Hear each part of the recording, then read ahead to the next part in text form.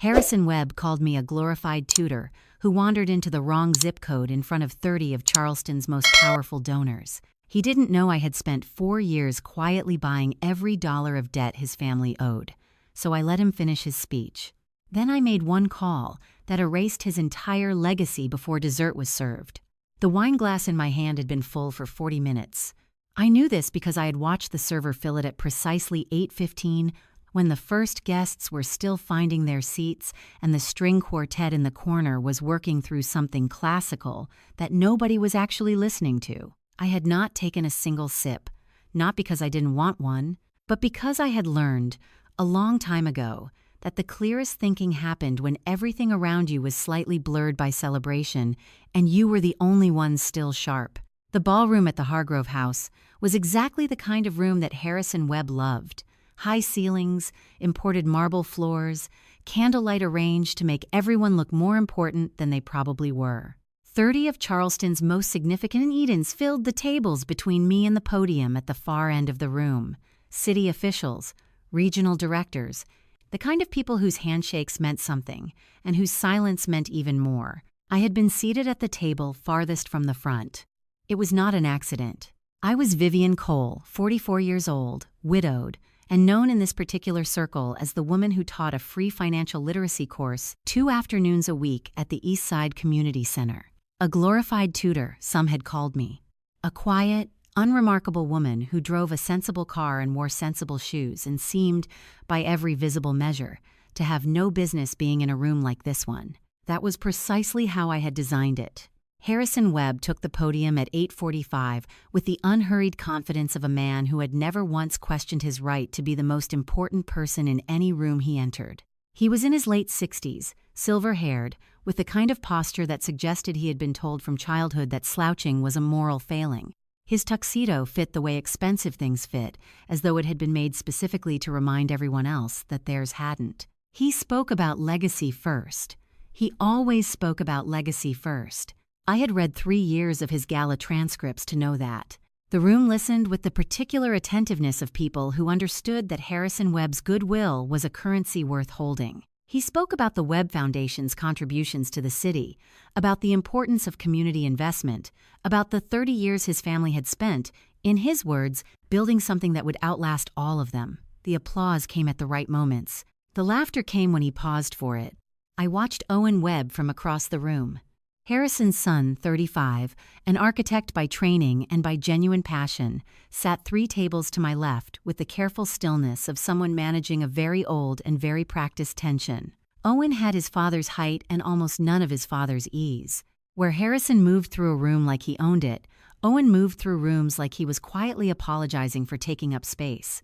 He had not looked at me since I arrived, which was exactly what we had agreed. In the far left corner of the ballroom, barely visible between a floral arrangement and a pillar, sat a woman I had met only recently but recognized as though I had known her for years.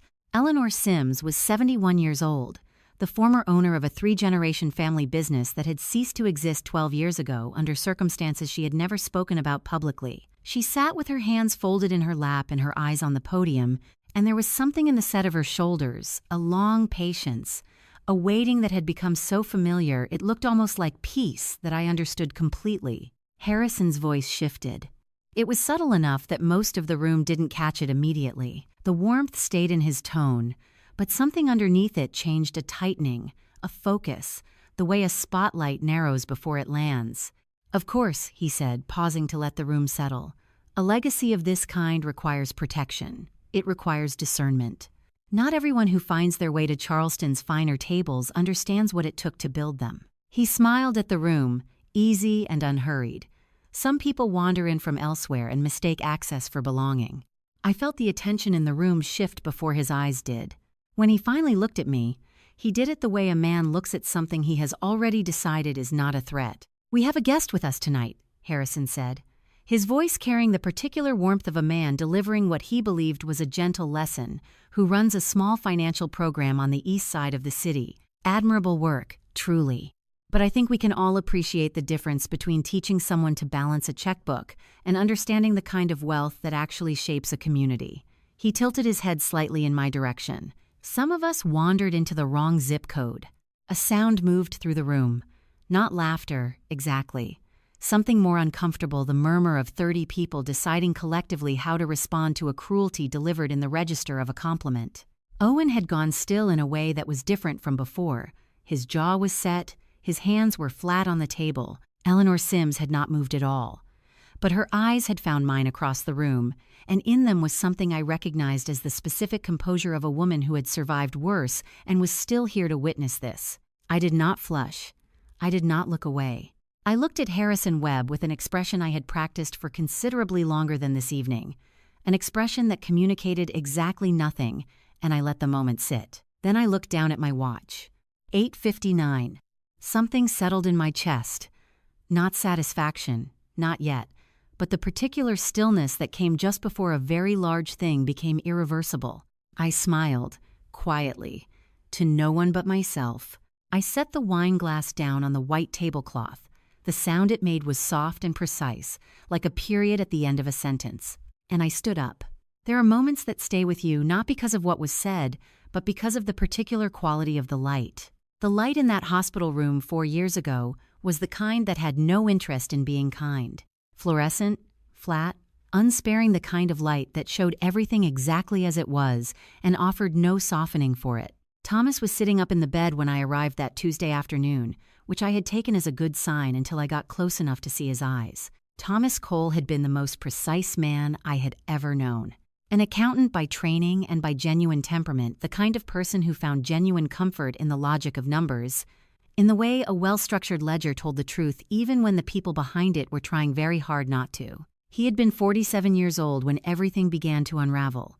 He had the kind of quiet steadiness that people sometimes mistook for passivity, until they watched him work, and then they understood that the stillness was simply concentration. He held out the envelope before I had even sat down. It was a standard white business envelope, sealed, with my name written across the front in his handwriting, the careful, slightly leftward slant I had known for 18 years. He held it the way he held things he considered important, with both hands, deliberately.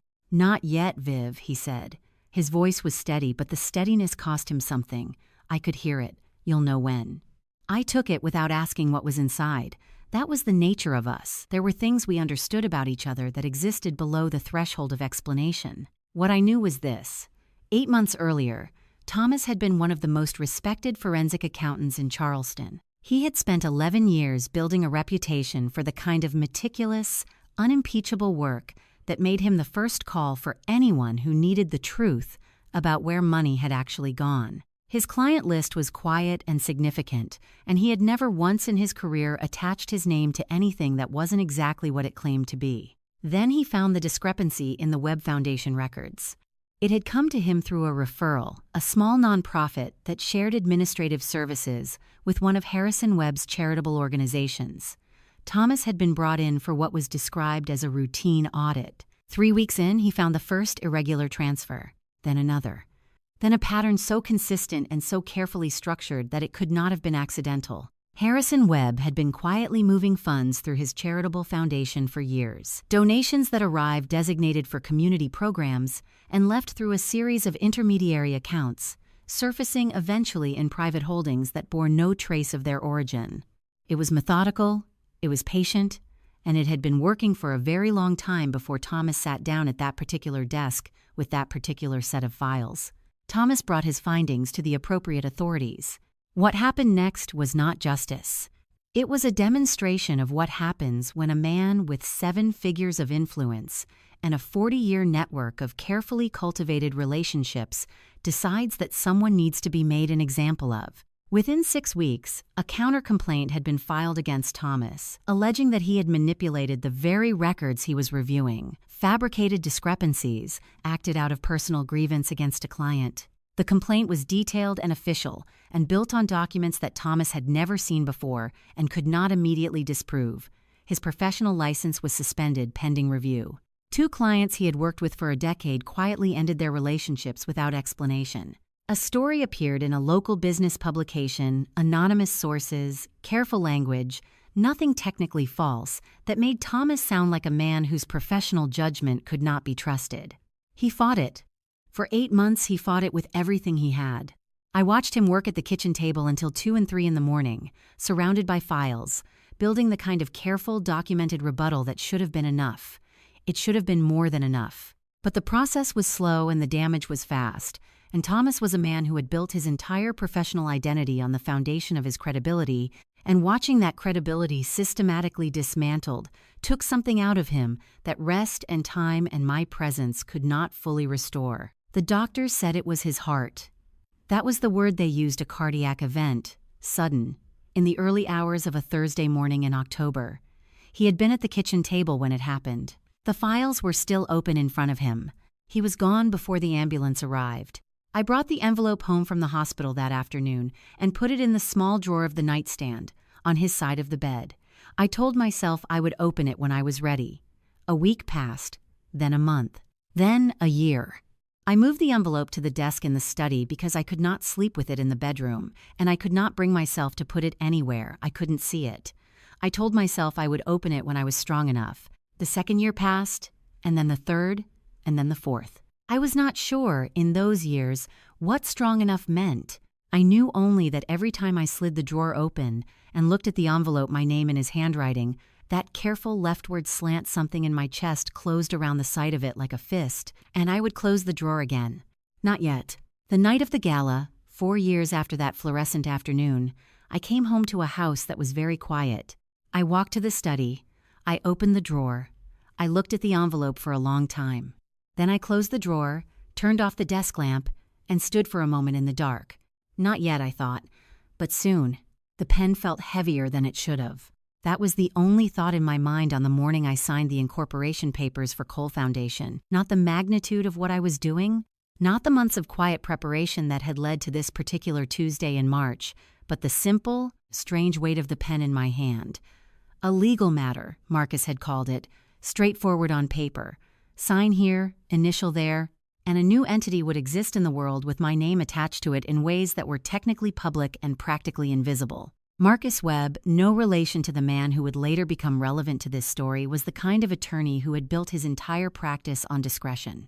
He was 56, compact, with the unhurried manner of someone who had learned early that the most important things happened quietly. He had been Thomas's attorney first, handling the professional defense proceedings in the final months. And when Thomas was gone, he had called me 3 weeks later, not with condolences, but with a question. What do you want to do with what he left? What Thomas had left, beyond the study full of files and the drawer with the envelope, was a life insurance policy that had been in place since the year we married. It was not a dramatic sum. It was not the kind of number that changed the fundamental shape of a life. But it was enough, combined with what I had saved over 11 years of careful living, to do something deliberate with. I had spent 6 months figuring out what deliberate meant. The answer came not from grief or from anger, though both were present, sitting in adjacent rooms of my mind like guests who had overstayed. It came from a conversation I had with a woman named Patricia, who ran a flower shop 4 blocks from our house, and whose lease had just been purchased by a holding company she had never heard of. The holding company had immediately doubled the rate. Patricia had been in that space for 19 years. She was trying to figure out whether her business could survive the move or whether 19 years simply ended. I asked her who owned the holding company. She didn't know. Nobody seemed to know. The paperwork pointed to a series of intermediaries that pointed to other intermediaries, and somewhere at the end of that chain was a name that Patricia didn't have the resources to find. I found it in 4 days. I had been married to an accountant for 18 years. I knew how to read a paper trail. What I found was a pattern not just Patricia's building, but 14 other properties in a 6-block radius, all acquired within an 18-month window, all through the same chain of intermediaries, all resulting in the same outcome. Long-term small business owners priced out of spaces they had occupied for decades, replaced by the kind of tenants whose quarterly revenue made the math work better on paper. Cole Foundation was incorporated 6 weeks later. The structure was clean and intentional. On the surface, a nonprofit dedicated to financial education and community economic development, which it genuinely was, including the 2 afternoons a week I spent at the East Side Community Center teaching people how to read a balance sheet and negotiate a lease. Below the surface, a private equity arm that operated under a separate legal structure, acquiring distressed debt at a discount, and either restructuring the terms to keep businesses solvent or purchasing the underlying assets outright before a more aggressive buyer could reach them. I did not put my name on the equity arm. That had been Marcus's first and most important piece of advice, delivered in the same quiet tone he used for everything. If this works the way you want it to, the last thing you need is your name on the door. It worked. Not immediately, and not without the kind of slow, methodical effort that Thomas would have recognized and approved of. The first year, we acquired 11 distressed debt positions. The second year, 34.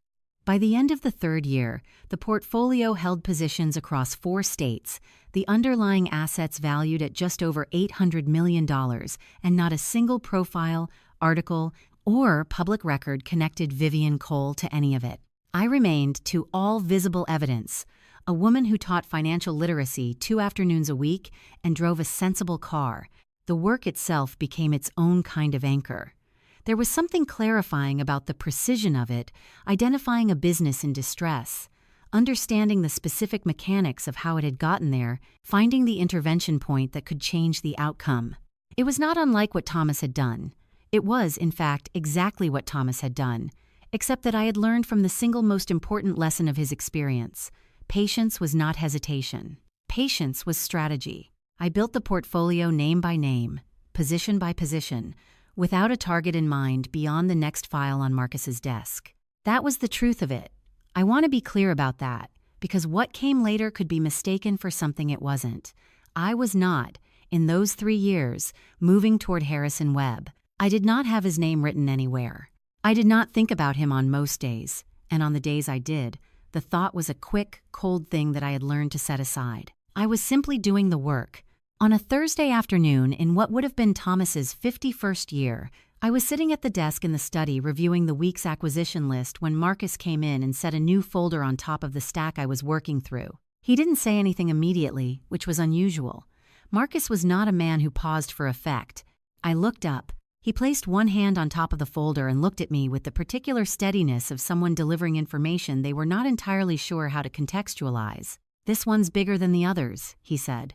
He lifted his hand. The tab on the folder read, Webb Enterprises. The box had been sitting on the top shelf of the study closet for 3 years. It was a standard banker's box, the kind with the removable lid and the handle cutouts on each side, and it held what remained of Thomas's professional files after the proceedings had concluded and the office had been cleared. I had packed it myself, methodically, the way Thomas would have packed it, because methodical was the only mode I had available to me in those weeks. I had labeled it in black marker, T. Cole Professional Records Archive, and then I had put it on the shelf and, for the most part, left it there. I had not been avoiding it exactly. I had simply not needed what was inside.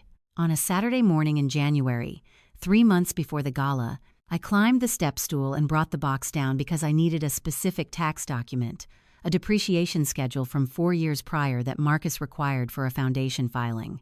A routine errand. The kind of task that takes 20 minutes and produces nothing except the document you came for. I found the depreciation schedule in the 3rd folder. I would have stopped there. I should have stopped there.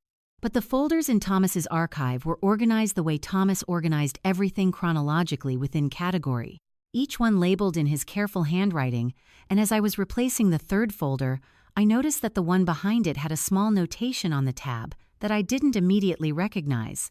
A date, and next to the date, 3 letters that had been underlined twice. I pulled the folder. Inside were 12 pages of handwritten notes, Thomas's working notes, the kind he made during the early stages of an audit when he was still building the shape of what he was looking at. The handwriting was denser than usual, compressed in the way his writing got when he was working quickly and thinking faster than the pen could follow. I had seen that handwriting in that particular density only a handful of times in 18 years, and each time it had meant that Thomas had found something that genuinely troubled him. On the 3rd page, circled in red ink, the red pen he kept specifically for flagging items that required follow-up, was a name, Harrison Webb. Below it, in smaller writing, Webb Enterprises, Webb Family Foundation, Cross-Reference Charitable Disbursements, Q3, Q4. I sat down on the floor of the study, not because my legs gave out, not from any dramatic physical response. I sat down because the step stool was behind me, and the chair was across the room, and the distance to either of them suddenly felt like more than I wanted to manage. I sat on the hardwood floor with Thomas's folder in my lap and looked at those 2 words in red ink and felt something move through me that I did not have a clean name for. It was not the satisfaction I might have expected in some theoretical version of this moment. It was not the hot rush of vindication. It was cold. That was the most accurate word for it, a cold that started somewhere in the center of my chest and moved outward slowly, the way cold moved through a house when the heat had been off for a long time and the walls had finally absorbed it entirely. I sat there for what was probably 10 minutes, though it felt both shorter and longer than that. Then I stood up, put Thomas's folder on the desk, and opened my laptop. The Cole Foundation portfolio was maintained in a secure internal database. Marcus had built the architecture himself, with access limited to the 2 of us. I navigated to the acquisitions index and typed in the name. Webb Enterprises. The entry came up immediately. I had signed the acquisition authorization myself 14 months ago on a Wednesday afternoon as one of 11 transactions in that month's batch.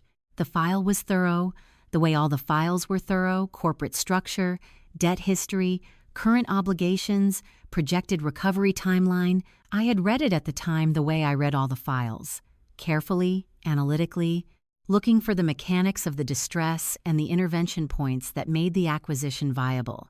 I had not recognized the name.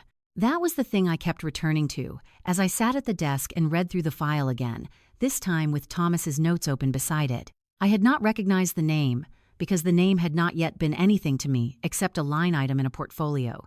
Harrison Webb had not been a presence in my daily life. He had been the answer to the question of what had happened to Thomas, and once I had the answer, I had put it somewhere necessary and moved forward, because forward was the only direction that kept me functional. I had been acquiring his debt for 2 years without knowing it. I read through the full file twice. Then I opened Thomas's notes again and read those. Then I sat for a while and looked at the middle distance and let the shape of it settle. Webb Enterprises was not simply distressed. It was, by the metrics in the file, operating on a timeline measured in months rather than years. The debt structure was unsustainable. The cash flow projections, even generously interpreted, did not support the current obligations. Whatever Harrison Webb appeared to be from the outside, the ballrooms, the foundations, the 40 years of cultivated influence, the internal architecture of his empire was a different story entirely, and I owned a significant piece of it. I picked up the phone and called Marcus. He answered on the second ring, the way he always answered, as though he had been expecting the call. "I need you to pull the Webb Enterprises file," I said. "The full file. Everything we have on current financial position, debt obligations, covenant compliance, everything." There was a brief pause on his end. Not hesitation. Marcus didn't hesitate. It was the pause of a man recalibrating. "I can have it to you within the hour," he said. "Can I ask what prompted this?" "I found something in Thomas's archive," I said. "His working notes from the original audit." Another pause. Longer this time. "Vivian." His voice carried something careful in it. "Before I pull that file, there's something you should probably know first. Tell me." "You already own 60% of his debt," Marcus said. "You have for 2 years." The Tuesday afternoon class ran from 2 to 4, and by 3:30, most of the 12 participants had found their footing with the material well enough that the room had settled into the particular, productive quiet of people working through something on their own terms. I was at the whiteboard, reviewing cash flow projections with a woman named Denise. She ran a small alterations business out of her home and was trying to decide whether expanding to a storefront made financial sense when the door opened. He stood in the doorway for a moment before coming in, which told me something. People who were certain of their welcome didn't pause at thresholds. He was tall, with the kind of build that suggested he spent his working hours on his feet rather than behind a desk, and he was dressed simply dark jacket, no tie, the kind of clothes that were neither trying too hard nor not trying at all. He looked around the room with an expression that landed somewhere between careful and uncertain, which was not the expression I associated with his last name, though I didn't know his last name yet. "I'm sorry to interrupt," he said. "Eleanor Sims told me I could find you here." Eleanor. That placed him immediately in a category of people I paid attention to, because Eleanor Sims did not send people to me casually. She was 71 years old and had lived in Charleston long enough to understand that an introduction was a form of trust, and she did not extend it lightly. "Class wraps up at 4, I said. "There's a chair in the back if you want to wait." He nodded and took the chair without further comment, and for the next 30 minutes he sat quietly while I finished with Denise and walked 2 other participants through the final portion of the session. He didn't look at his phone. He didn't fidget. He simply waited, which in my experience was a quality that either indicated patience or someone who had learned to perform it. After the last participant left, I straightened the chairs and turned to find him still seated, folder in his lap, hands resting on top of it. "Owen Webb," he said, standing and extending his hand. He said the last name, the way people said names they were ambivalent about, not ashamed, but without the particular pride that usually accompanied it in Charleston circles. I shook his hand and said my name and gestured to the chair across the work table.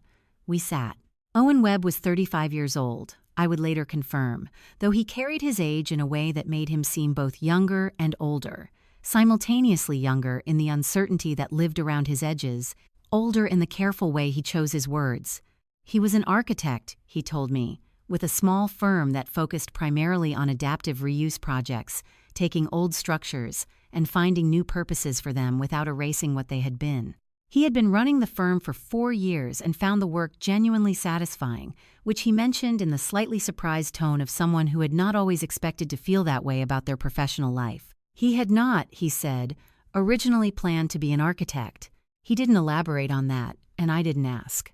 What he did elaborate on, after a pause that suggested he was deciding how much to say and in what order, was the reason he had come.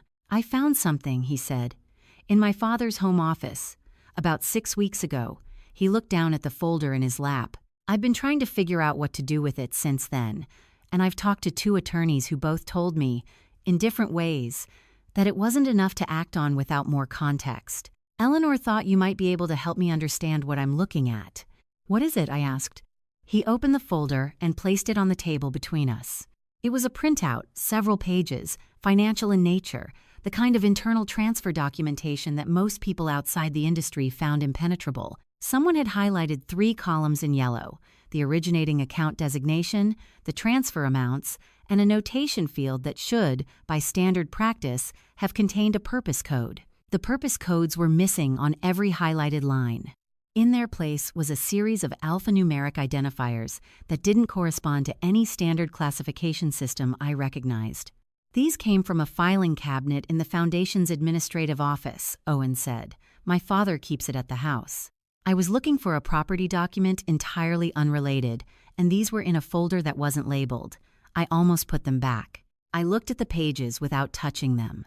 The transfer amounts were not large individually. Collectively, across the date range represented in the printout, they were significant. The pattern was familiar to me in the specific way that a certain kind of problem became familiar after you had seen enough of it, not identical to other cases, but recognizable in its structure. The way a particular method of concealment left the same shape in the data regardless of the specifics. I had seen this shape before. Not in the Webb Foundation documents specifically, I had never had direct access to those, but in Thomas's working notes, in the 3rd page of the folder that had been sitting in the archive box for 3 years, the one with the red circle, and the notation about charitable disbursements. The same alphanumeric identifiers, the same missing purpose codes. I kept my face still. "What exactly are you hoping to understand?" I asked, because the question mattered. What Owen wanted to do with this information would determine what, if anything, I could usefully offer. "I want to know if what I'm looking at is what I think it is," he said. He met my eyes steadily, and if it is, I want to know what someone with legitimate standing could do about it. He said someone with legitimate standing deliberately. I noted, not I, not my father, but someone. He was already thinking about how this would need to be handled if it turned out to be what he suspected. "Leave this with me," I said. "I'll need a day or 2 to look at it properly." He nodded and stood. He picked up his jacket from the back of the chair and paused at the door. "Thank you," he said, "for seeing me." After the door closed, I sat at the table and looked at the folder he had left behind. Then I opened it. The alphanumeric identifiers on the first page matched the notation in Thomas's handwriting, exactly a sequence I had memorized without meaning to, the way you memorize the things that had cost you the most. This was not simply a piece of evidence about Harrison Webb's current financial conduct.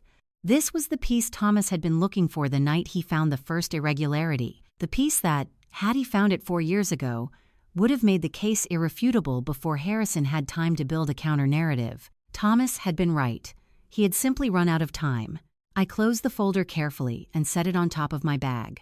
The morning Thomas Cole figured it out, the coffee had gone cold before he touched it. It was a Wednesday in October, 5 years before the night at Hargrove House. The kitchen window faced east, and by the time the sun cleared the magnolia tree in the backyard, Thomas had already been at the table for 3 hours. His reading glasses sat crooked on his nose. A yellow legal pad was covered in his small, tight handwriting columns of numbers, initials, dates, arrows connecting things that weren't supposed to connect. Vivian came downstairs at 7:30 and found him exactly like that. Still, not the still of concentration, but the still of a man who had just understood something he couldn't ununderstand. Thomas. She set her hand on his shoulder. He looked up. His eyes were clear, which somehow made it worse. "Sit down, Viv," he said. "I need to show you something." Thomas Cole had worked in forensic accounting for 22 years. He had a reputation for being methodical, the kind of man who didn't draw conclusions until the numbers had been checked 3 times and then checked again. Vivian had always admired that about him, the patience of it, the discipline. She watched now as he spread 3 separate documents across the table, smoothing each one flat with his palm. The first was a quarterly disbursement report from the Webb Family Foundation, a charitable organization that had been operating in Charleston for 11 years. The second was a set of wire transfer records pulled from a public filing amounts, dates, routing codes. The third was a list of small businesses that had received what was described as development assistance grants from a nonprofit called Coastal Community First. "Follow the money," Thomas said quietly. Webb Family Foundation sends funds to Coastal Community First. Coastal Community First disperses to these 11 businesses. He tapped the 3rd page. "But look at the amounts. Each grant is just under the reporting threshold. Each one is labeled differently: capacity building, operational development, community outreach, different categories, same routing pattern." Vivian leaned in. "And the businesses?" 3 of them have been acquired by Webb Enterprises in the past 18 months. 2 more are in active debt negotiations with a Webb-affiliated firm. He paused. "The money goes in, the ownership shifts out. The charitable disbursement creates a paper trail that looks like support. But the result is control." Vivian was quiet for a moment. "How long has this been going on?" "At least 7 years. Possibly more. I found consistent patterns going back 3 funding cycles." He straightened the stack of papers. "There's a 3rd fund, Palmetto Heritage Trust. Same structure, different names. I counted 43 businesses total, small ones, family-owned, mostly, the kind of places that don't have a legal team on retainer." Vivian sat back in her chair. Outside, the magnolia tree was completely still, no wind at all. "Thomas," she said carefully, "how solid is this?" "It's solid enough to see the shape of it. I can trace 12 of the transactions end to end. The others need one more layer of documentation, another filing cycle, maybe a subpoena, to complete the picture." "Then we wait," she said. "We pull together everything airtight before we take this anywhere. We don't have enough yet." Thomas took off his glasses and set them on the table. He rubbed the bridge of his nose. "Vivian, there are businesses on this list that are running out of time right now. Not in 6 months. Now." He put his glasses back on. "We have enough to start." She recognized that look, the one that said he had already made up his mind and was telling her out of respect, not to ask permission. 2 weeks later, Thomas filed a formal complaint with the State Oversight Office, citing potential misuse of charitable funds and undisclosed conflicts of interest. He included 12 documented transactions, cross-referenced to public filings. Harrison Webb's legal team responded within 48 hours. Vivian would remember that period later as a blur of registered letters, phone calls from numbers she didn't recognize, and Thomas sitting at the kitchen table for longer and longer hours. The response wasn't a rebuttal. It was a campaign. Thomas's professional license came under review. An anonymous complaint alleged procedural violations in 3 prior audits, cases from years ago that had long been closed. His largest client suspended their contract pending the investigation. A regional business journal ran a short piece, barely 4 paragraphs, questioning the methodology of a local forensic accountant who had filed what unnamed sources called a politically motivated complaint. None of it was provable, not directly. That was the point. By December, Thomas had lost 2 clients and was spending most of his time preparing his defense. By February, the State Review Board had issued a temporary suspension of his license, pending further investigation standard procedure, they said. Nothing more. He kept working anyway. That was Thomas. He kept pulling threads, kept building the file, kept believing that if the evidence was complete enough, the outcome had to follow. One evening in March, Vivian came home to find him at the table again. Same posture, different look. She sat across from him. Neither of them spoke for a long moment. "I should have listened to you, Viv," he said finally. His voice was level, but something underneath it wasn't. "I moved too fast." It was not the kind of thing Thomas Cole said. Ever. Vivian reached across the table and covered his hand with hers. She wanted to tell him it wasn't over, that they would find another way. She started to... Then she saw it, the thing she had never seen in 21 years of marriage. Thomas wasn't looking at her. He was looking at the stack of papers, at the work he had done, at the thing he had tried to do. His eyes were wet. He blinked once, looked away, said nothing. That was the moment Vivian understood that he wasn't just tired.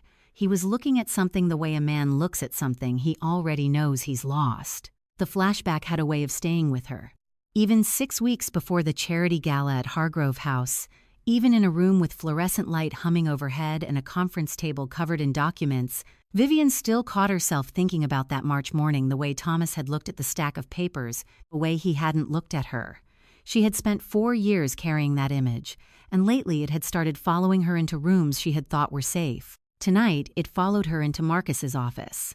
It was a Thursday, just past 9 in the evening. The building was mostly empty. Marcus had sent his assistant home at 7 and brewed a second pot of coffee himself, which meant he understood this was going to take time. He was 53, gray at the temples, precise in the way that good attorneys were precise, not rigid, just unwilling to leave useful space for error. He and Thomas had known each other for 16 years. Vivian had kept him on retainer for 3. The documents Owen had brought were spread across the conference table in 3 columns. Marcus had organized them by source. The first column was the original Webb Family Foundation disbursement records. The second was Coastal Community First. The third was Palmetto Heritage Trust. Side by side, the pattern was impossible to miss. "Same structure across all 3, Marcus said. He was standing, reading glasses on, moving a pen cap along the edge of the second column. Funds arrive in each foundation in the 4th quarter. Disbursements go out in the 1st quarter of the following year, labeled under rotating categories. The receiving entities are small, most of them operating businesses, 2 of them registered nonprofits with single employees. And the overlap with Webb Enterprises acquisitions?" Vivian asked. 11 confirmed, possibly 14 if 2 of the pending transactions close. He set the pen cap down. The amounts are consistent, always just below the threshold that would trigger automatic review. Whoever structured this knew exactly where the line was. 7 years, Vivian said. At least. The earliest document Owen provided is dated 7 years ago. We don't know how far back the original practice goes. Marcus looked at her over his glasses. What we do know is that across those 7 years, the documented transfers total approximately $4 million, moved through 3 charitable entities, into positions that allowed Webb Enterprises to make acquisitions at favorable terms. $4 million. Vivian had heard the number before, but hearing it laid out against 3 columns of documents made it different. It wasn't abstract anymore. It was 43 businesses. It was people who had spent their lives building something and had watched it go somewhere else without understanding why. She thought of Thomas at the kitchen table, coffee cold, legal pad covered in his handwriting. "We have enough to start." He had been right about the evidence. He had just moved before the evidence was complete. "What do we still need?" she asked. Marcus returned to his chair, a direct link between the foundation transfers and the acquisition pricing. "Right now, we can show the money moved. We can show the businesses were acquired. We can show the timing aligns. What we can't yet show is the explicit connection, the mechanism that tied the transfer to the favorable terms." He picked up a yellow legal pad that looked, for a moment, painfully familiar. "There may be internal correspondence, board minutes, a valuation memo that was priced below market intentionally. If that exists somewhere, and Owen has access to it, that closes the gap. I'll ask him, Vivian said.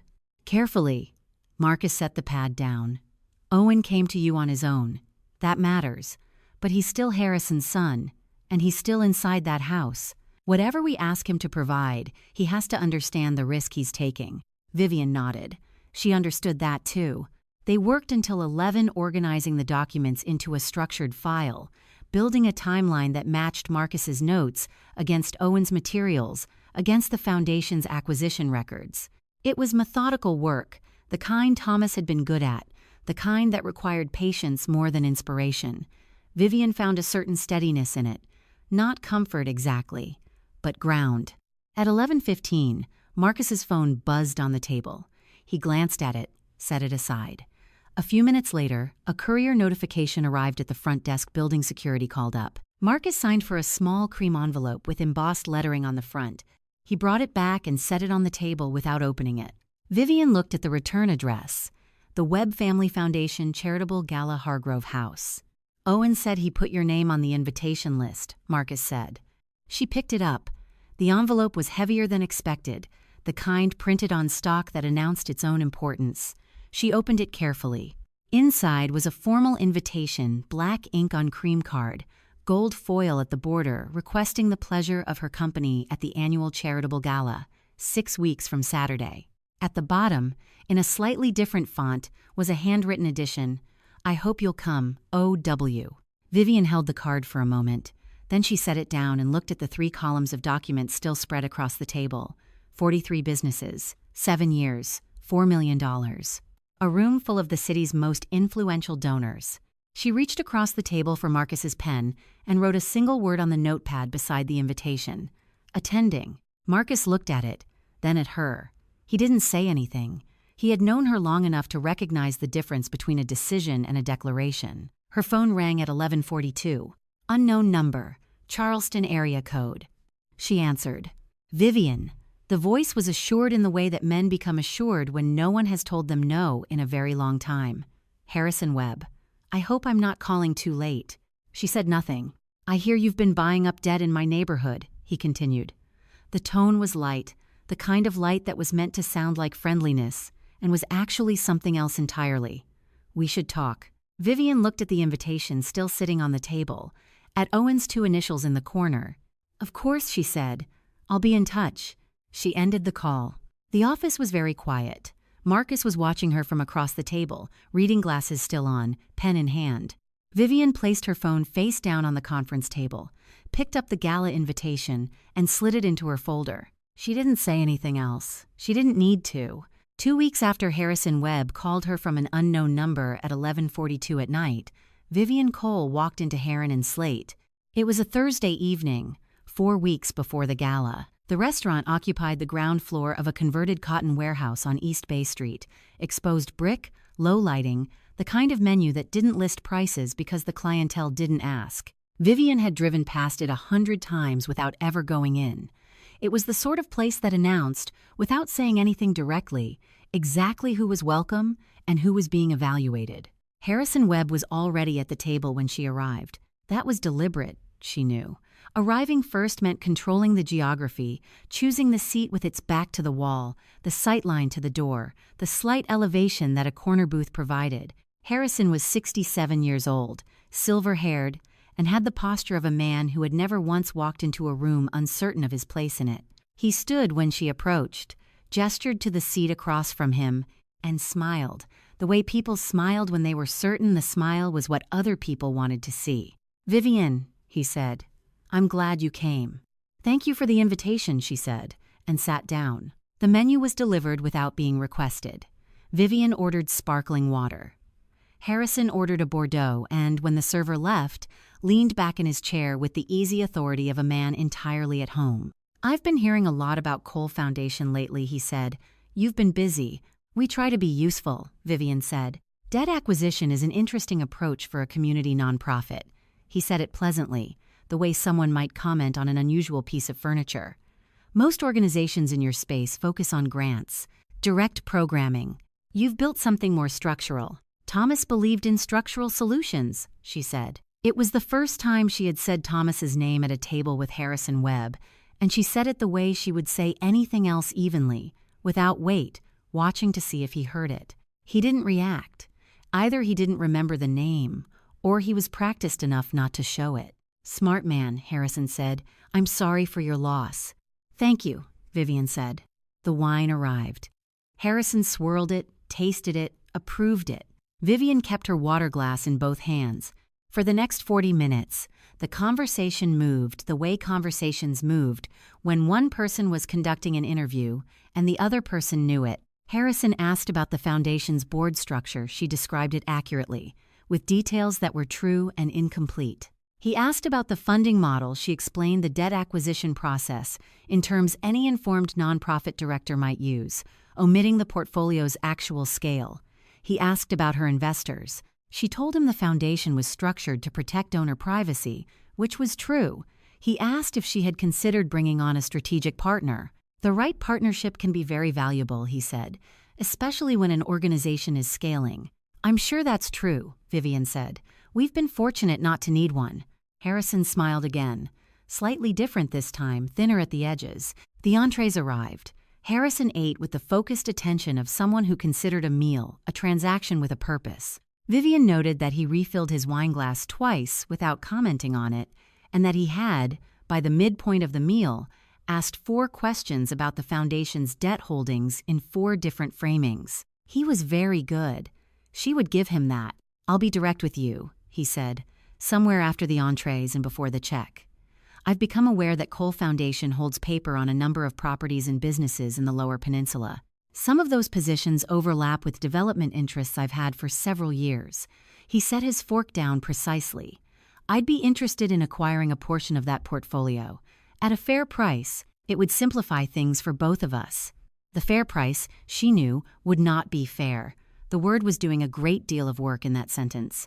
Vivian placed her napkin on the table. "That's generous of you to say," she said. "What kinds of positions were you thinking of?" He named 3. She recognized all 3 too were Webb Enterprises adjacent businesses from her acquisitions list, and one was a commercial property on King Street she had held for 14 months. The King Street property alone was worth 4 times what the offer structure he was implying would suggest. "I'd have to look at the numbers," she said, "and consult with Marcus." "Of course." He folded his hands. "Take your time." "I'll think about it, Mr. Webb." The check came. Harrison took it without looking at the amount. Outside, the street was cooler than the restaurant, the kind of October evening that reminded Charleston it was still capable of autumn. Vivian stood on the sidewalk and let the air settle around her. A figure stepped out of the shadow near the corner.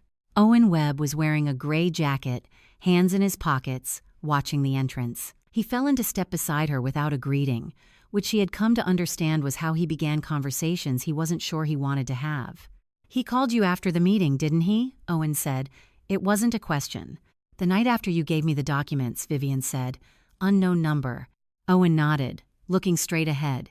"He does that to everyone he thinks he can control. Call first, then dinner, then the offer. It always comes in that order." He paused. "The offer tonight, what was it? Portfolio acquisition?" 3 positions, below market.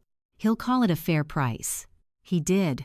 Owen stopped walking. They were half a block from the restaurant, just past a street lamp. He looked at her with the expression of a man who had spent a long time watching something he didn't know how to stop. "Did you say yes?" he asked. Vivian looked at him steadily. "What do you think?" Owen was quiet for a moment. Then, very slightly, he exhaled the way a person exhaled when they had been holding something for a long time and finally found the right place to set it down. "He thinks you're manageable," he said quietly. "He's going to figure out you're not." Vivian said nothing.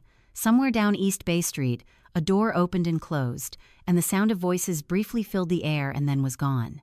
They didn't plan to keep talking. That was the thing Vivian remembered afterward. Neither of them had suggested it.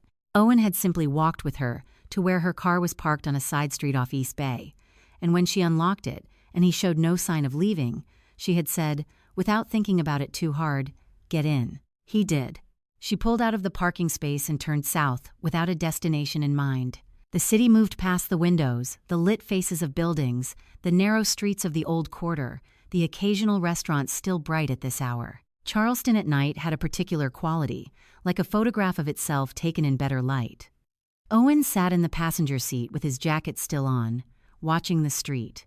Neither of them spoke for the first few minutes, and the silence had the quality of a continuation rather than a pause. "How long has he been like that?" Vivian asked. She didn't specify. She didn't need to. Owen was quiet for a moment.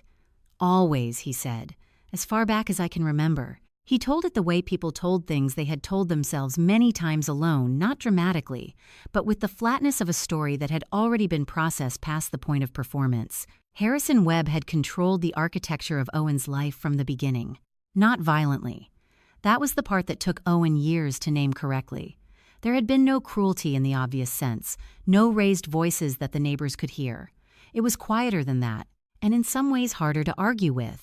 Harrison chose Owen's school, not suggested chose, and presented the decision as already made. He chose the summer programs, the internship placements, the professional contacts Owen was introduced to. When Owen, at 24, told his father he wanted to study architecture, Harrison had agreed with the equanimity of a man who had already decided it was acceptable. Owen understood only later that his father had agreed because an architect's son was useful, someone who understood development, who could be placed on boards, who added a different kind of credibility to the family name. "Did you ever push back?" Vivian asked. "Once. When I was 29. Owen looked at the passing street. "I took a project in Asheville without running it by him first. Small, firm, historic preservation work. I wanted to do something that was just mine." He paused. 3 months later, the firm lost its 2 largest contracts. The clients both had existing relationships with Webb Enterprises-affiliated companies. The timing was probably coincidental. He said probably with a precision that meant the opposite. "I went back to Charleston," he said. "I've been here since."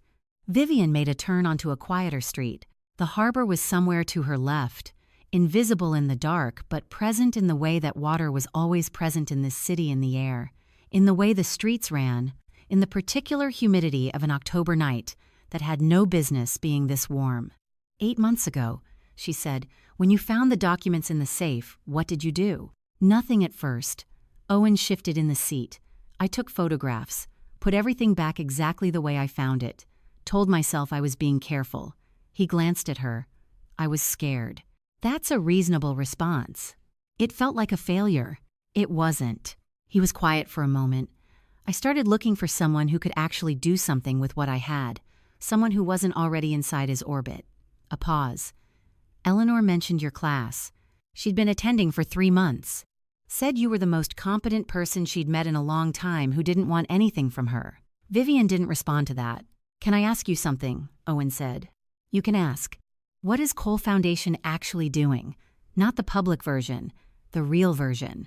Vivian considered the question and what portion of the answer was safe to give. She told him about the debt acquisition work, the scale of it, the structure of the private equity arm, the fact that the foundation's public face and its actual financial reach were intentionally separated. She told him that the portfolio was larger than most people assumed. She did not tell him about Thomas. She did not tell him about Harrison's name in the tax files, or what she had understood when she saw it. Owen listened without interrupting. When she finished, he said, "You built all of that in 3 years. Marcus built the structure. I built the purpose." That's a meaningful distinction. "I think so," she said.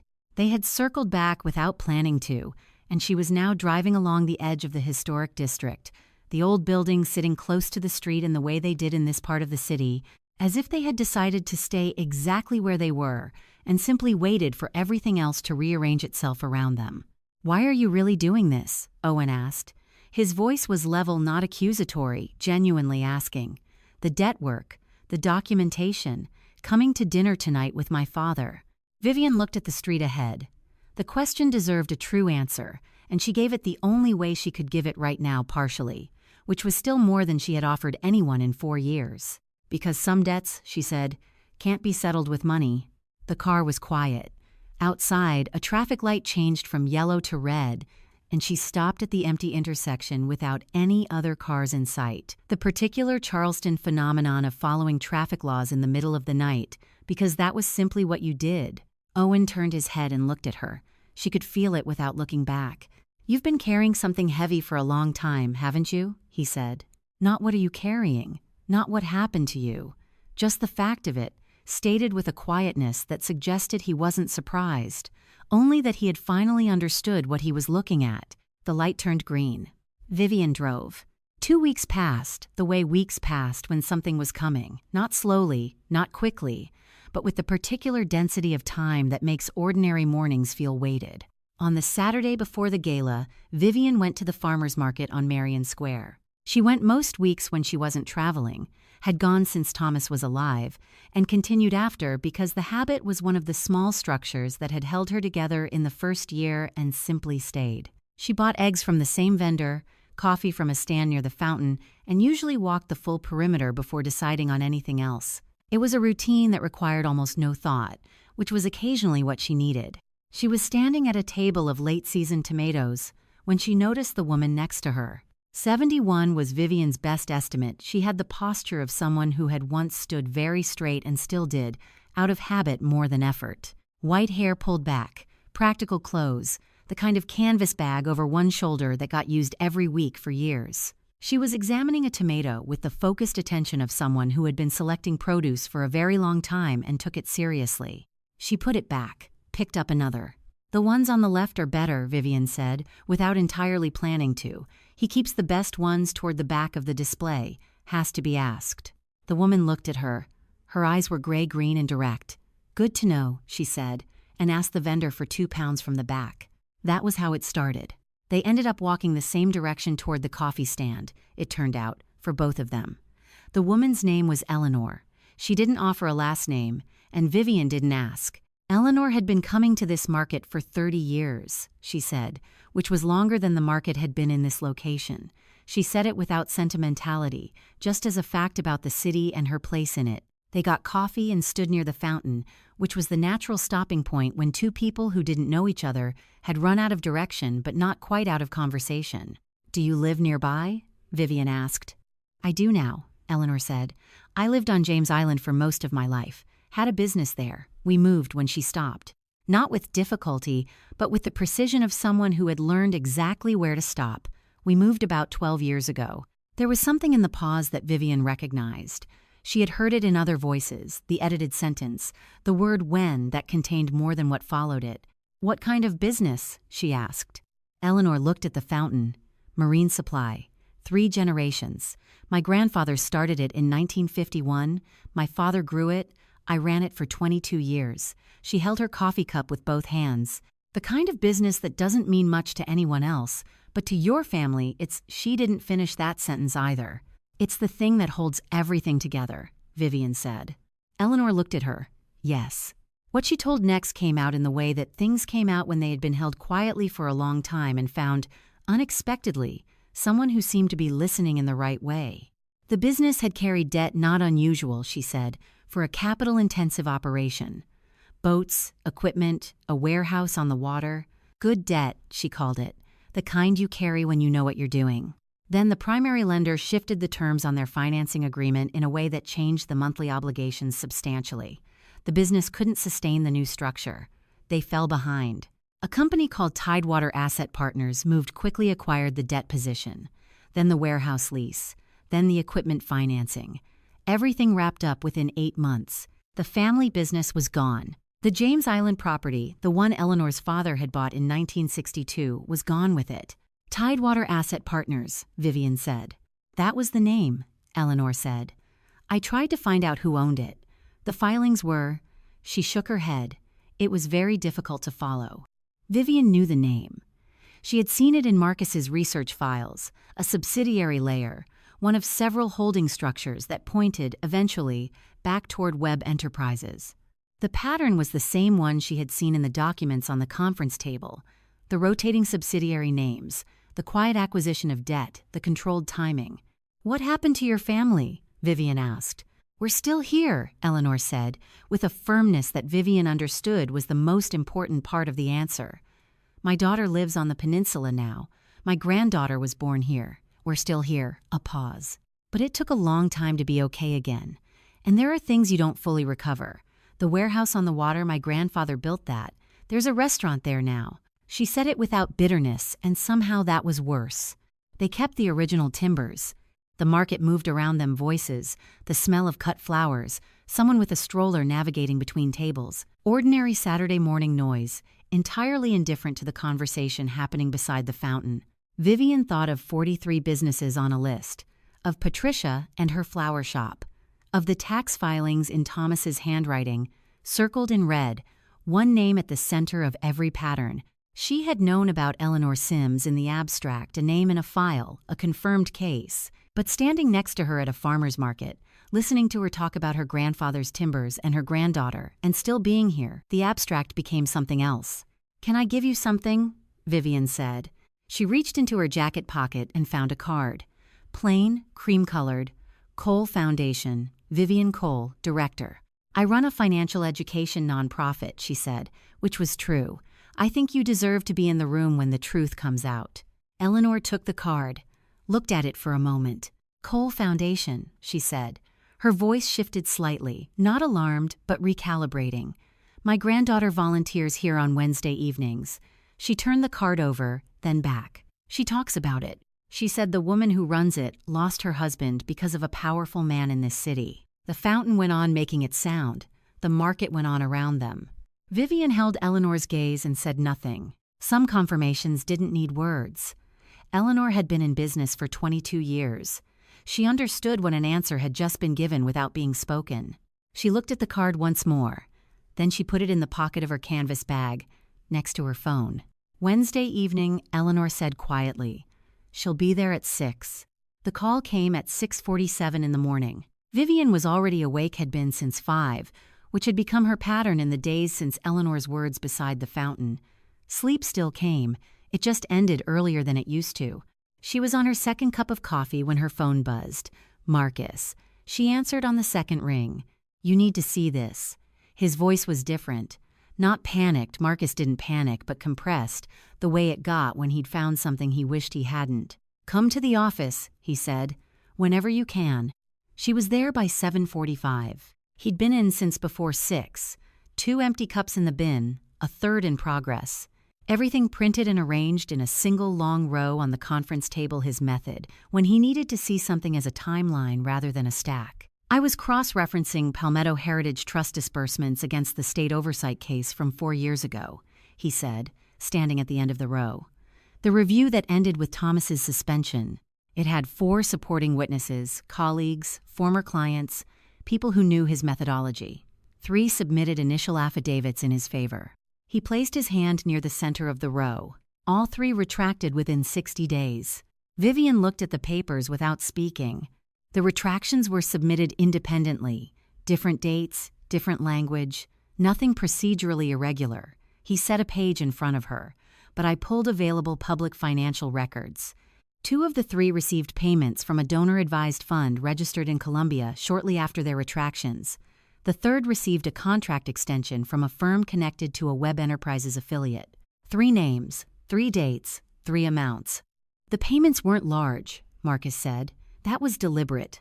Small enough to pass without comment. Large enough to matter." Vivian recognized one of the names. A forensic accounting colleague of Thomas's from the Professional Association. Someone Thomas had considered a peer. Someone Thomas might have expected to stand firm. The review board had cited insufficient witness support as a contributing factor in the suspension. In 30 seconds, she understood the full shape of it. Harrison hadn't just retaliated through the press and client withdrawals. He had reached into the professional review itself quietly, carefully, and ensured that the people positioned to protect Thomas would not. Thomas had spent 8 months fighting a case that had already been decided before the hearing. Vivian stood. She picked up her jacket, walked past Marcus, who said nothing, because he knew the difference between a woman who needed to think and a woman who needed to move, and took the stairs to the side exit. Outside, it was raining. The fine, cold kind that came off the harbor in October. The kind that didn't look like much and soaked through everything anyway. She stood on the wet concrete with her jacket half on. She was not a woman who lost her composure. 47 years had taught her to hold facts and feelings in separate hands and choose which one to act on.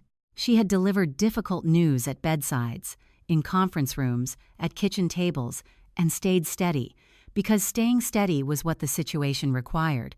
But Thomas had not known the process was already decided. He had believed it was real. He had worked those 8 months as if the outcome still depended on the quality of his evidence. She stood in the rain and let that land. 11 minutes. She counted without meaning to. Then she took a breath, put her jacket all the way on, and went back inside. Marcus handed her a paper towel from the kitchen, such a specifically Marcus gesture that it almost made her smile. She dried her face and sat back down. "Is there enough?" she asked. Between Owen's documents, the disbursement records, the acquisition pattern, and this, he gestured at the row. "Yes, there's enough."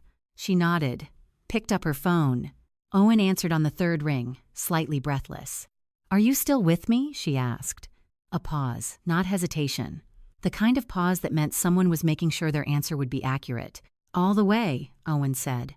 She ended the call, gathered the documents back into the folder. On her way out, she passed the smaller office she used for late work and stopped. A photograph sat on the corner of the desk. Thomas at a conference table, slightly turned from the camera, reading something. She'd kept it there because it was the most like him, focused, unhurried, certain that careful work mattered. She had looked at this photograph hundreds of times in 4 years. Each time, the same quiet ache, not sharp, but persistent, the kind that waited in the background of ordinary moments until she stopped being busy enough to ignore it. It wasn't there now. What was there instead was something cleaner. The particular clarity you got when something that had been obscuring your vision for a long time was finally, completely gone. She picked up the folder, turned off the lamp. "I see it, Thomas. Not a prayer, not quite a conversation. I see the whole thing now." She walked out and didn't look back. The office was quiet in the way that offices were never quiet during the day. By 10 in the evening, the building had emptied out completely: the accounting firm on the second floor, the title company across the hall, the one-man insurance practice at the end of the corridor. Just Vivian now, and the lamp on her desk, and Charleston outside the window doing what Charleston did at night. Glowing faintly amber, the church spires visible against a low-clouded sky, the harbor invisible somewhere beyond the rooftops but present in the weight of the air. She had the folder open in front of her. Not because she needed to check anything. She had checked everything 3 times over the past week. Twice with Marcus, once alone on a Tuesday night when she couldn't sleep and needed her hands to be doing something useful. The documents were in order. The timeline was tight. Every transfer, every disbursement, every retracted affidavit was cross-referenced and sourced. Marcus had reviewed it all and said, with the measured certainty he reserved for things he was actually certain about, that it was enough. She wasn't reading it tonight, she was holding it. There was a difference, she had found, between knowing the weight of something and actually feeling it in your hands. 43 businesses, 11 confirmed acquisitions, $4 million moved through 3 charitable organizations over 7 years. 3 witnesses who had been in a position to help Thomas and had, for amounts that didn't even clear 5 figures, decided not to. She sat with that for a while. Owen arrived at 10:45. She heard his key in the lobby door. She had given him a temporary pass 2 weeks ago, after the farmers market, after it became clear that what they were doing required the kind of access that regular business hours didn't accommodate. He came up the stairs with a shoulder bag and a paper cup of coffee from the place on King Street that stayed open until midnight. He set a folder on the conference table. "The board minutes," he said, 3 years of them. "I found them in the storage unit he uses for the foundation's older records." He sat down. I don't think he thought anyone would look there. Vivian pulled the folder toward her and paged through the first several documents. The minutes were sparse intentionally, she suspected, but in the margins of 2 pages, in Harrison's own handwriting, were notations that aligned precisely with the disbursement timeline Marcus had reconstructed. "This fills the gap," she said. "That's what I thought." They worked. That was the only word for it, the focused, quiet work of 2 people who understood what the next morning required and were determined to arrive at it, having left nothing undone. Owen organized the supplemental materials into the master file. Vivian drafted a 1-page summary for Eleanor, something that could be understood quickly and referenced easily if Eleanor needed to speak to her own experience in the room. The clock moved from 11 to midnight to 1 without either of them remarking on it. Around 1:30, Owen got up and stood at the window for a moment, looking at the city the way you looked at something when you were tired enough that looking required no particular effort. "Do you ever think about what happens after?" he said. "After tomorrow?" "After all of it." He turned. "The investigation, the process, however long it takes, when it's eventually done. Do you think about what comes after that?" It was a reasonable question, and she had not let herself think about it very much. The work had a way of filling the space that questions about afterward might have occupied. "Some," she said. He came back to the table. "What do you want? After tomorrow, what do you actually want?" She looked at the folder in front of her, at the board minutes in Harrison's handwriting, at the summary she had written for Eleanor, who had stood at a farmer's market fountain and said, "We're still here," as if saying it were an act of defiance. "I want the people he hurt to get their lives back," she said. "As much of that as is still possible. I want Eleanor to be in a room where the truth is said out loud and the right people hear it. I want the 43 businesses on that list to have a record that shows what actually happened to them." She paused. "And I want it done the right way. Not fast, not loud, the right way." Owen was quiet for a moment. "Thomas would be proud of you," he said. He said it simply, without performance, the way someone said a thing that was plainly true and didn't require decoration. Vivian nodded. She didn't say anything. There wasn't anything that needed to be said, and Owen understood that, and the office was quiet again in the way that felt like its own kind of acknowledgement. He left just before 2. She heard the lobby door close downstairs, heard his car on the street, and then there was nothing but the building settling and the faint harbor wind moving against the windows. She began to close the folders, one by one, straightening the stack, turning off the desk lamp. The things you did at the end of a long night when tomorrow was already determined and what remained was only the waiting. She was reaching for her bag when she stopped. The desk drawer, the bottom one, on the left.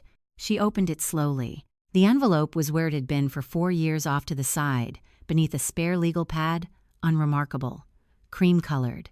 Her name on the front in Thomas's handwriting, the particular slant of his capital letters that she would have recognized anywhere. She picked it up, held it. The office was very still.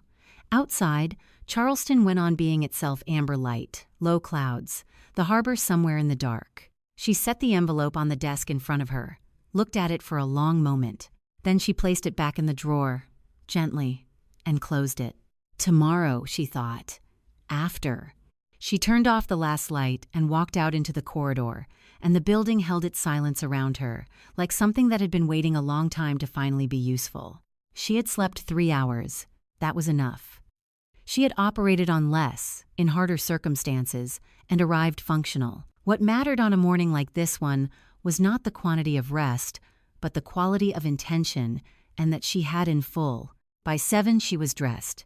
By 8, she had reviewed the folder one final time, locked it in the office safe, and called Marcus to confirm the evening's sequence. By 9, she had eaten something small and sat for 20 minutes in the chair by the window, not Thomas's chair, her own, and let the morning be quiet before it stopped being quiet. The gala began at 7 in the evening. Hargrove House occupied the upper floor of a restored antebellum building on Meeting Street, the kind of Charleston address that communicated everything about itself without needing to say a word. The building had been in continuous use for 140 years. The current owners had spent considerably on the chandeliers. The invite list, 30 of the city's most influential philanthropic donors, had been curated with the care of a document designed to display power rather than simply gather people. Vivian arrived at 7:15. The valet took her car. The doors were tall, polished dark wood, held open by staff in white gloves. Inside, the grand ballroom ran the full width of the building, crystal chandeliers in a row down the center, round tables set with ivory linens and low floral arrangements designed not to obstruct sightlines, a small, raised platform at the far end where a podium stood with the Webb Family Foundation seal on its face. She paused just inside the entrance and let herself see the room before the room saw her. 30 people, give or take. She recognized most of them by name and position. 3 hospital board members, 2 city council figures, the directors of 4 of the largest charitable foundations in the Lowcountry, a federal judge who sat on the foundation's advisory board. Old money and new money and the kind of institutional money that had no particular age but a great deal of patience. The people who, when the truth was spoken aloud in this room, would carry it outward into every corner of the city where it needed to go. A staff member checked her name and directed her to Table 9. Table 9 was at the back of the room near the exit corridor, away from the central arrangement, the sort of placement that communicated something to anyone who understood how these rooms worked. She was expected. She had been assigned a position that made her easy to overlook and easy to manage. She set her bag on the chair and remained standing. Across the room, Owen stood near the bar. He was in a dark jacket, a glass of water in his hand, talking to someone she didn't recognize, an unhurried conversation, nothing that would attract attention. He did not look toward Table 9. They had agreed on that. 2 weeks ago, in the office, Owen had said, "I'll be in the room, but I won't be near you. If he's watching, and he will be watching, it has to look like we have no connection." She had agreed. She understood the logic. It was still a strange thing to see someone she trusted and give no acknowledgement. She scanned the room without appearing to scan it, a skill from 30 years of working in environments where composure was expected and observation was necessary.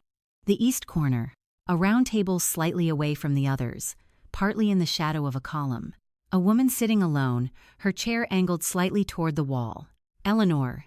She was wearing a dark blue dress and the same composed posture Vivian had seen at the farmer's market, the posture of someone who had arrived somewhere difficult and decided to stay anyway. She had a glass of water and was not looking at anyone in particular. Then she looked up. Their eyes met for a moment, no more than 3 seconds. Eleanor gave a slight, deliberate nod, the kind that said, "I'm here. I understand what here means." Vivian nodded back, once, then looked away. The evening moved through its opening rituals, the soft gathering of guests at tables, the low orchestra arrangement near the platform, the choreographed circulation of staff with trays.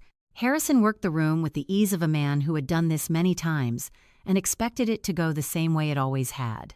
He moved from group to group, hand extended, voice modulated, the particular social fluency of someone who had spent decades ensuring that the people around him felt chosen. He greeted Vivian with a handshake at the edge of the room, on his circuit. "I'm glad you came," he said. Warm, certain. "Thank you for the invitation," she said. He moved on.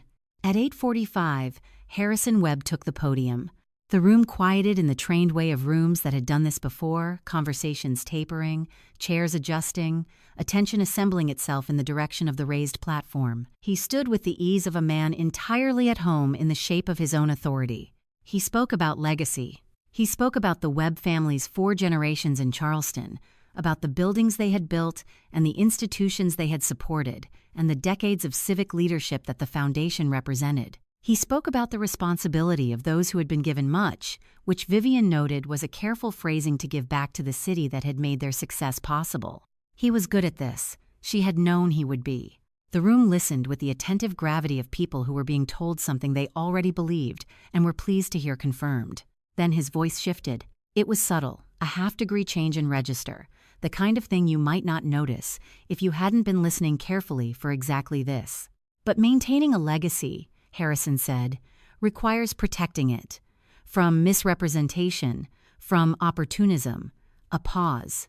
From those who wander into spaces they don't fully understand and, perhaps, don't fully belong. The room was silent. His eyes moved across the tables. They found Table 9. They found her. Vivian held her water glass with both hands and looked back at him without expression. The chandelier above her threw light evenly across the ivory tablecloth, across the empty chairs on either side of her, across the small cream-colored place card with her name on it. She had been put here so that everyone in the room would see her when he looked. She let them see her. He had been building to this. She understood that now, watching him from Table 9 with the chandelier light falling evenly across the ivory tablecloth, the speech had been a runway, the legacy, the generations, the careful language about protecting what had been built, and this was where it was always going to land. Harrison Webb stepped slightly to the side of the podium. Not away from it entirely, he kept one hand on its edge, the casual authority of a man who owned the room and wanted everyone to feel it. He looked at the tables. He looked at the people who had come because his name was on the invitation, and his name meant something in this city. Then he looked at Table 9. "I want to take a moment," he said, "to address something directly." The room had been quiet before.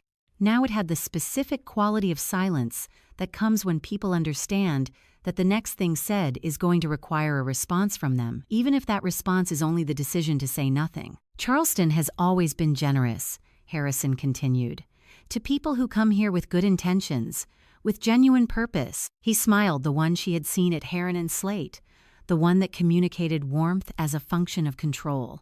But there are those who arrive with, how do I say this carefully, with a certain ambition that outpaces their understanding, who wander into rooms, into zip codes, that they perhaps haven't quite earned. Someone at table 4 shifted in their chair. She heard it. I say this not unkindly, Harrison said, and looked directly at her. We appreciate the effort, Vivian. Truly.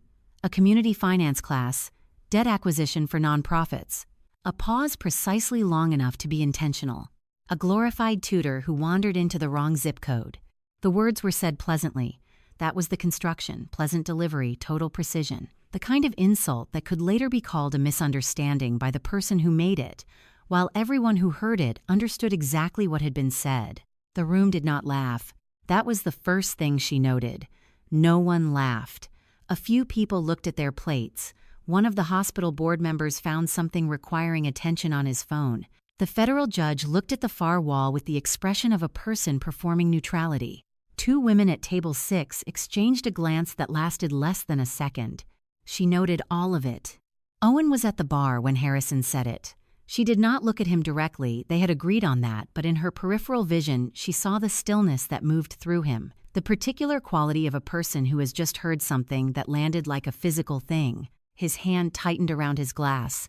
He did not move. Eleanor Sims, at the corner table near the column, sat up. Not dramatically, she didn't stand, didn't make a sound. She simply straightened, incrementally, until her posture had the quality of someone who had made a decision about how to occupy their chair. Her eyes moved to Vivian's table and stayed there. Harrison continued. He spoke about the responsibility of stewardship, about how legacy required not just generosity but discernment, about how the people entrusted with Charleston's charitable institutions had an obligation to ensure that those institutions remained in capable hands, hands that understood what had been built and what it required to sustain it. He used the word heritage 4 times. He used the word appropriate twice. He did not say Vivian's name again. He didn't need to. She watched him. She had a glass of water in front of her. She had switched from wine an hour ago, without making a point of it. She held it with both hands, not gripping, just resting. Her face held nothing. Not anger, not amusement, not the careful social composure of someone suppressing a reaction. Simply nothing. The expression of a person who is paying attention and has decided that their attention is the only response the situation is going to receive. A woman at table 2 glanced at her, looked away quickly. Harrison was finishing. The language moved back into the ceremonial gratitude for the donors present, the importance of the foundation's work, the promise of continued impact. The room had the texture of an audience waiting for permission to exhale. He stepped back from the podium.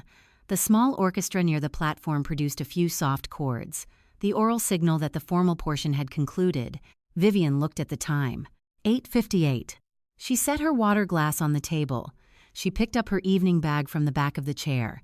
She stood slowly, fully, without hurry, and her chair made a quiet sound against the floor that was somehow audible in the way that small sounds are audible in large rooms when the right quality of attention is present. Several heads turned. She did not look at Owen. She did not look at Eleanor. She stood at her full height at the back of the room and let the moment be what it was. A woman standing up at the table where she had been placed, in the room she had been invited to enter, at the time she had chosen. Her phone vibrated once in her bag. She reached in. A single message from Marcus. No greeting, no context. Marcus never wasted words. Done. 9 p.m. exactly. She read it once, put the phone back. Across the room, Harrison was stepping down from the platform, accepting the congratulations of the guests nearest to him, the natural social orbit forming around a man who expected to be the center of it. He had not yet noticed her standing. She was content to wait. She had waited long enough. Vivian picked up the folder from table 9, the one she had carried in her evening bag, flat against her side all night, the weight of it so familiar by now that she had stopped noticing it, and she walked. Not quickly, not with the urgent energy of someone executing a plan they were afraid might fall apart. She walked the way she had learned to walk through difficult rooms over 47 years, steadily, with full awareness of where she was going and no visible concern about what she would find when she got there. The grand ballroom was arranged so that the tables formed a rough oval, table 9 at the far end, Harrison's primary table near the platform at the other. The distance was perhaps 40 feet. She covered it in the silence that followed his descent from the podium, in the window of time when the room was still deciding how to reconstitute itself after the speech. She felt the attention before she saw it, heads turning, one by one, tracking the woman from table 9, walking with a folder in her hand toward the center of the room. 30 people. She had counted them when she arrived. She did not count them now. Harrison saw her when she was 10 feet away. His expression shifted a brief recalibration, the social awareness of a man processing an unexpected variable. Then the smile returned, the controlled one, the one that meant he had decided to handle this as a gracious host, absorbing a minor disruption. "Vivian," he said, "can I help you with?" She placed the folder on the table in front of him. "You're right, Mr. Webb," she said. Her voice was even calibrated to carry to the nearest tables without requiring any particular effort. "I did wander into your neighborhood." She opened the folder. "And then I bought it." The top document was the debt acquisition summary, 43 positions, the total portfolio figure, the percentage of Webb Enterprises debt currently held by Cole Foundation's private equity arm. 60%. She had marked it clearly, and she turned it so that it faced Harrison before he could reach for it himself. He looked at the document. Something moved through his face that was not the smile. Behind it were the disbursement records, Palmetto Heritage Trust, Webb Family Foundation, Coastal Community First, the 3-column pattern Marcus had reconstructed across 7 years. Then Owen's board minutes with Harrison's handwritten notations in the margins. Then the 3 retracted affidavits, with the corresponding payment records from the donor-advised fund in Colombia, dated within 60 days of each withdrawal. Then the single page Marcus had sent at 9 p.m., exactly the formal confirmation that the accounts in question had been frozen pending a federal inquiry into the charitable disbursement irregularities. She laid each document on the table as she named it. "The disbursement records," she said, "the board minutes, the retracted testimony, and the account status as of 9 o'clock this evening." Harrison's hand came down on the stack of papers. "This is highly inappropriate," he said. His voice had not changed, still controlled, still modulated, but the warmth had been removed from it with surgical precision. "You're making serious implications in a room full of—" "I'm making documented observations," Vivian said. "The implications are in the records themselves. You don't understand what you're looking at. I've spent 2 years understanding exactly what I'm looking at." She kept her voice at the same register, not louder, not faster. The Webb Family Foundation disbursed funds through 2 subsidiary charitable entities to businesses that were subsequently acquired by Webb Enterprises at below-market valuations. That pattern repeats across 7 years and 43 transactions. The documents on this table show the mechanism, the amounts, and the individuals who were positioned to report the irregularities and chose, for documented reasons, not to. Across the table, one of the hospital board members had picked up the disbursement summary. He was reading it with the focused attention of someone who recognized what a financial document looked like when it was real. The woman beside him leaned over without being invited. The federal judge had not moved. His hands were flat on the table. He was watching Harrison. Harrison tried twice more. He suggested the documents were incomplete. He suggested the foundation's debt position was a matter of public record that had been mischaracterized. He invoked his family's 4 generations of service to the city. Each time, Vivian addressed the specific claim with the specific document that corresponded to it, not aggressively, not with visible satisfaction, simply the way someone corrected a factual error when they had the source material in front of them. The room had gone very still. She let the stillness stand for a moment. Then she turned. Eleanor Sims was in the east corner, where she had been all evening, her chair still angled slightly toward the wall, her posture unchanged from the moment she had straightened it during Harrison's speech. Vivian looked at her across the room. "Mrs. Sims," she said, "I believe you've been waiting 12 years for this moment." The room turned. 30 people looked at the woman in the dark blue dress in the corner by the column, the woman most of them had not noticed when they arrived, whose name was on no foundation board, whose family business was no longer on James Island, whose grandfather's timbers were now inside a restaurant that kept them for atmosphere. Eleanor Sims stood up. She did it slowly, without drama, the deliberate movement of a woman who was going to do this with full dignity, or not at all. She picked up her bag. She straightened her dress with one hand, and then she walked across the room toward Vivian, chin level, steps even, as if she had been intending to cross this particular room for 12 years and had simply been waiting for the right moment to begin. She stopped beside Vivian. She did not speak. She simply stood there, present, composed, visible, and that was its own kind of testimony. The room was completely silent. Harrison's voice, when it came, had lost the modulation. "You have no idea," he said, "what you've just done." Vivian looked at him. Eleanor stood beside her. Somewhere across the room, she was aware of Owen still near the bar, still holding his glass, watching his father with an expression she did not have an angle to read. "No, Harrison," she said. Her voice was quiet. The room was quiet enough that quiet was sufficient. "You have no idea what I've been doing for the past 2 years." Harrison Webb sat down. It was not a graceful thing. There was no dignity in it. Not the practiced, considered movement of a man taking his seat at the head of a table. Not the deliberate stillness he had maintained for the past 2 hours. He simply sat, the way a person sat when the body decided before the mind did, and the chair caught him, and the room continued around him as if it had already moved on. Vivian watched it happen from 6 feet away. She had expected many versions of this moment over the past 2 years: resistance, legal threats, a controlled exit, the disciplined retreat of a man who had survived difficult situations before and knew how to manage them. She had not expected this. Harrison Webb, with his hands flat on the tablecloth, looking at the documents in front of him and finding, for what was probably the first time in a very long time, that he had nothing to say. The room had not waited for him to find something. Within 4 minutes of Eleanor taking her place beside Vivian, 3 separate conversations had started at 3 separate tables. Low-voiced, urgent, the kind of conversations that happen when people who understand documents look at documents and reach conclusions. The hospital board member who had picked up the disbursement summary was now on his phone, standing near the window, his back to the room. The federal judge had left his table entirely. 2 of the foundation directors were comparing pages from the stack that had been passed, hand to hand, across the nearest tables.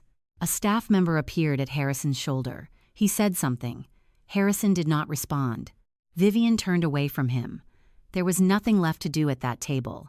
Owen was still near the bar when she crossed the room. He was watching his father, not moving toward him, not moving away, just watching, with the expression of a man who had spent a long time preparing for something and found, when it finally arrived, that preparation and arrival were entirely different experiences. She stopped beside him. "Are you all right?" she asked. Owen looked at Harrison for another moment. His father was still sitting. One of the foundation staff, had crouched beside his chair and was speaking to him quietly. Harrison's head was down. "I don't know yet," Owen said. "I think I will be." Vivian nodded. That was an honest answer, and she respected it. Eleanor found her near the entrance 20 minutes later, as the room continued its unraveling, guests filtering out, the orchestra having stopped mid-arrangement when the atmosphere made continuing seem untenable, staff moving with the careful efficiency of people managing an event that had departed significantly from its planned conclusion. Eleanor stood beside her for a moment without speaking. "Thank you," she said finally. "You were the one who stood up," Vivian said. Eleanor looked at her with the gray-green eyes that had been direct at the farmer's market fountain and were still direct now. "You gave me the room to do it," she said. "That matters." They stood together for another moment. Outside, the first cars were pulling away from the Valis stand. The week that followed had its own texture, not the sharp intensity of the gala, but the grinding, necessary work of consequence. Webb Enterprises' primary accounts were under a formal administrative hold within 48 hours, a procedural step initiated by the federal inquiry that Marcus had been coordinating with an oversight contact for the past 3 weeks. The foundation's charitable filings were pulled for review. The 3 subsidiary entities, Webb Family Foundation, Coastal Community First, Palmetto Heritage Trust, were all flagged pending audit. The local business journal that had run the 4-paragraph piece about Thomas 4 years ago ran a considerably longer story on a Tuesday morning. Vivian read it at her kitchen table with coffee and said nothing in particular about it. The compensation process for the affected businesses was slower. As these things always were, the difference between accounts being frozen and resources actually being returned to the people they had been taken from was measured in months, sometimes longer. Marcus had connected 11 of the 43 business owners with legal advocates who could navigate the claims process. Patricia, the florist from the neighborhood where Cole Foundation had first started buying debt, called Vivian on a Wednesday afternoon. They spoke for 20 minutes. Eleanor Sims gave one interview to a local reporter who had been covering the story from the beginning. She sat at a table in a coffee shop on the peninsula and spoke carefully, in measured sentences, about what her family had lost and what it had meant when the truth finally came out in a room full of the right people. "I never thought I'd live to see this day," she said. The reporter asked if she felt justice had been done. Eleanor thought about it for a moment. "I feel like the record has been corrected," she said. "That's where it starts." On the 8th night after the gala, Vivian was at home when she heard a knock at the front door. It was late past 10. She had been sitting in the chair by the window, not reading, not working, just sitting in the specific way of someone who had been moving at high speed for a long time and had recently stopped and was still adjusting to the stillness. She opened the door. Owen stood on the porch in the dark, jacket collar up against the October air. He was holding something, a small envelope, cream-colored, unremarkable, the kind of envelope that held a letter rather than a document. He held it out to her. "I went back to the house," he said, "to get some of my things. I went through the safe." He paused. "This was behind the back panel. I almost missed it." Vivian looked at the envelope. Her name was on the front. The handwriting was not Harrison's. "I think it's been there for 4 years," Owen said quietly. "I think he found it or someone sent it there and he kept it." He paused again. "I don't know why he kept it. I don't know what's in it, but it has your name on it, and I thought—" "Thank you," Vivian said. Her voice was steady. Her hand, when she took the envelope, was steady. She looked at the handwriting one more time, the particular slant of the capital letters, the way the V began with a small upward stroke before it came back down, a habit she had watched form over 20 years of watching the same hand hold the same pen. Owen was watching her face. "You know whose it is," he said. It wasn't a question. Vivian looked up at him. The porch light was on, and the October air moved between them, and somewhere down the street a door opened and closed, and the neighborhood went on being itself. "Yes," she said. 2 weeks after the night at Hargrove House, Vivian sat in her garden as the sun came up. Cool air, low gold light through the oak tree, the stillness of a neighborhood not yet awake. She had made coffee and brought it outside without thinking the way you did things that no longer required a decision. The silence was different now. She had lived with silence for 4 years and knew its textures, the silence of absence, of nights that ended too early, of a voice no longer there. She had carried all of those. This one was lighter, not an absence, just a morning doing what mornings did when nothing pressed against them from the inside. Owen arrived at 8. He came with coffee and a paper bag from the bakery on King Street, sat in the other chair, and they watched the garden for a few minutes before either of them spoke. "He found it 4 years ago," Owen said. "When he was managing the response against Thomas, someone intercepted the letter before it reached you. He kept it in the safe, behind the back panel." Vivian held her cup. "I've been thinking about why he kept it," Owen said. "I think it confirmed something for him. That Thomas had written to you. That there was a connection between what Thomas knew and what you might one day do." He paused. "He kept it because it made him feel like he was ahead of you, like he had the last word." The oak tree moved in the morning air. "He didn't," Vivian said. "No," Owen said. "He didn't." She had been carrying the envelope since the night Owen brought it to her porch. She had set it on the kitchen table, moved it to the study desk, picked it up and put it down 3 times over the following days, not from fear, but from knowing the moment needed to be right. That she needed to arrive at it the way you arrived at something important, ready and still. This morning felt right. She reached into her cardigan pocket and took out the envelope. Thomas had always used good paper, a small act of respect toward whoever would be reading. Her name on the front, the upward stroke of the V. The careful hand of a man who took his time with things he meant. She opened it. 1 page, both sides. She read it in the quiet of the garden, Owen beside her, morning light moving across the porch. "Viv, If you're reading this, I ran out of time before I could say it in person. I've been trying to figure out how to say it for weeks, and I'm better at writing it than getting it out of my mouth without making a mess of it. You were always the stronger one. I knew it when I married you, and I know it more now. I was right about the evidence and wrong about the timing, and you tried to tell me, and I didn't listen well enough. That's mine to carry. Don't do this the way I did it. Don't move fast because the urgency feels like it justifies the speed.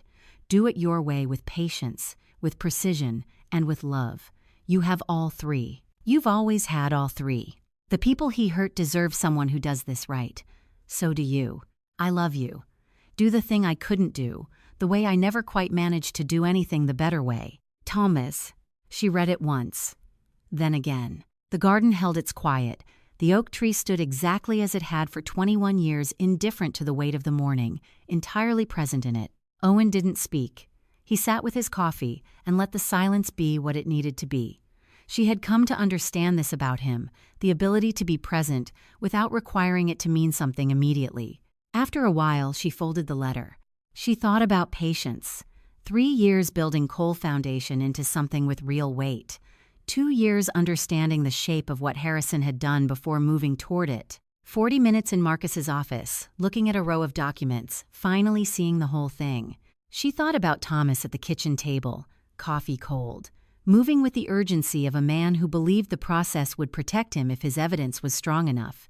What it cost him to be wrong about that. What it had meant, not as tragedy, but as instruction. She thought about Eleanor Sims, crossing a ballroom with nothing but her presence and 12 years of waiting. With patience, with precision, and with love. She looked at Owen. He was right about one thing, she said. Owen looked at her. I didn't wander into the wrong zip code. She looked at the oak tree, at the morning light, at the small yard of a house where she had lived and lost and built something from what remained. I was exactly where I was supposed to be. Owen was quiet.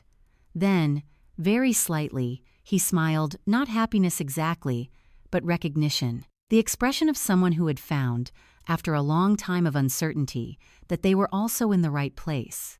They sat as the morning continued to arrive, the coffee cooled, and Charleston went on being itself, layered, complicated, full of people carrying things they had carried a long time, waiting for the moment when it was right to set them down. Now I want to ask you something. Thomas waited until he had enough.